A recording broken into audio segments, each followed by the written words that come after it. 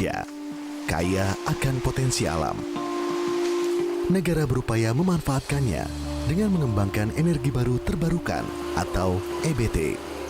Dalam Rencana Umum Energi Nasional, ditetapkan target pemanfaatan energi baru terbarukan sebanyak 23% secara nasional di tahun 2025. Sayangnya, hingga tahun 2019 lalu, realisasi EBT di Indonesia baru mencapai 9,15%. Rencana menggenjot penggunaan EBT ini mendapat tanggapan dari Menteri Keuangan Sri Mulyani. Menurutnya, diperlukan penghitungan yang matang untuk melakukan peralihan ke energi baru terbarukan, terutama karena membutuhkan biaya yang tak sedikit. Ini adalah tantangan yang harus dijawab perusahaan listrik negara atau PLN. Transformasi dan rencana PLN dalam menggunakan EBT ke depannya tentu disambut baik oleh Menteri BUMN Erick Thohir. Penggunaan EBT adalah kunci untuk mengatasi ketiadaan listrik di wilayah yang hingga kini sulit dijangkau. Lantas, bagaimana progres pembangunan EBT yang dilakukan oleh PLN? Salah satu pengembangan EBT yang berhasil dilakukan yakni di wilayah desa Oel Puah, Kabupaten Kupang, Nusa Tenggara Timur. Di sini, Kementerian ESDM dan Perusahaan Listrik Negara mengembangkan pembangkit listrik tenaga surya atau PLTS. Sejak dibangun swasta dan kemudian dibeli PLN pada tahun 2015, PLTS Oel Puah secara stabil mampu menyupport listrik di Pulau Timor, Nusa Tenggara Timur. Kapasitas listrik di pulau ini mencapai lebih dari 17.000 MW, di mana 5%-nya disupport dari PLTS Oel Puah. Ada lebih dari 22.000 modul surya yang memiliki masa pakai hingga 25 tahun lebih. Dengan jumlah yang begitu banyak, PLTS Oel Puah mampu mengaliri listrik lebih dari 6.400 unit rumah warga dengan daya listrik 450 volt ampere. Karena bertumpu pada alam, pasokan PLTS Oel Puah bergantung pada cuaca dan sinar matahari. Tahun ini kendalanya cuma badai seroja, Pak. Mulai dari awal sampai sekarang kita tetap beroperasi. Kami membackup-nya itu bisa dengan baterai. Jadi teknologi baterai itu bisa berfungsi sebagai penstabil dari intermitensinya PLTS. Melihat kesuksesan PLTS Oel Puah, PLN NTT berencana mengembangkan segala bentuk energi baru terbarukan yang bisa diaplikasikan di wilayah lainnya di NTT. Kalau saat ini kondisi PLN NTT sekitar masih 7-8% bauran energinya.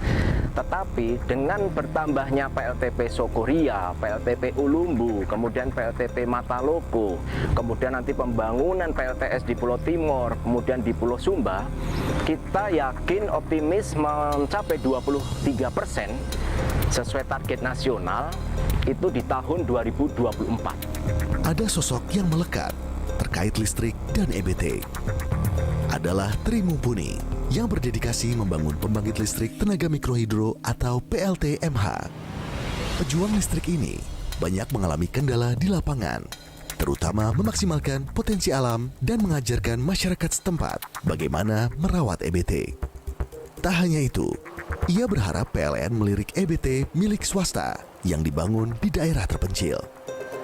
Kita melatih dan mendidik masyarakat agar mereka bisa dan paham bahwa teknologi ini dia mampu mengoperasikan, mampu mengelola dengan baik, dan mampu merawat sehingga anak cucunya tetap bisa menikmati.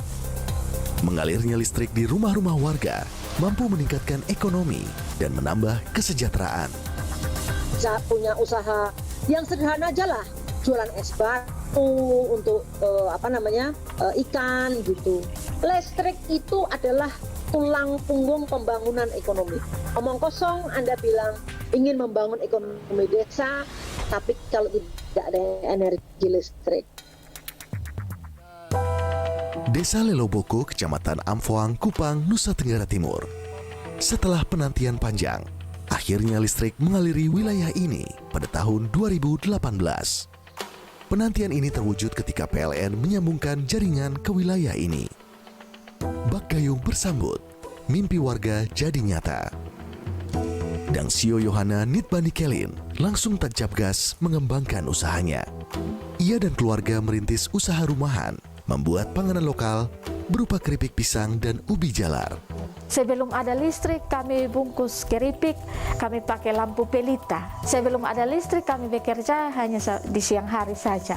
Kami tidak bisa lakukan. Memang biasanya di malam hari, tapi gelap. Sebelum ada listrik, kami hanya sajikan untuk tamu-tamu yang datang.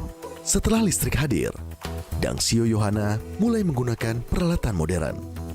Kehadiran jaringan listrik membuat usahanya kian berkembang dan bisa dijual hingga ke Kabupaten Kupang. Saat ini, bahkan Yohana mengajak sejumlah ibu rumah tangga untuk ikut terlibat mengembangkan usaha ini. Usaha Yohana dan keluarga adalah bentuk nyata aliran listrik yang mendongkrak perekonomian dan meningkatkan kesejahteraan. Persoalan listrik adalah persoalan negara dalam memenuhi hak warganya. Ke depan, kalau memang listrik mau dijadikan roda perekonomian, nggak ada lagi listrik yang 450 PA, Mas Mario. Ya, jadi minimal ya listrik 2300 PA. Kalau listrik 450 PA, itu kan hanya listrik ekonomis untuk penerangan, nggak bisa untuk mengembangkan ekonomi.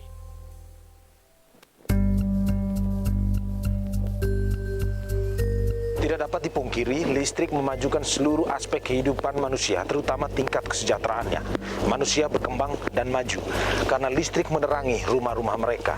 Ini adalah investasi yang berbuah hasil positif jika negara serius untuk melakukannya, karena akan berbalik kepada berkembangnya manusia di tanah air tercinta kita.